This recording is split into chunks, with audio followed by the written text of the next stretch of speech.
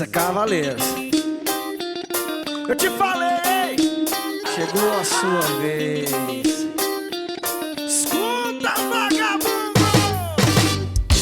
E daí se eu pego todas que eu me lembro, eu tô solteiro. Tá falando mal de mim, tá com dor de cotovelo. E daí se eu pego todas que eu me lembro, eu tô solteiro. Tá falando mal de mim, tá com dor de cotovelo.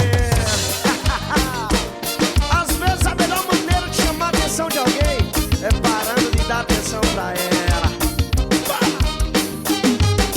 Há 24 horas e 43 segundos que ela me deu fora e contou pra todo mundo. Disse que eu não valho nada, que eu durmo bebo acordando nas calçadas.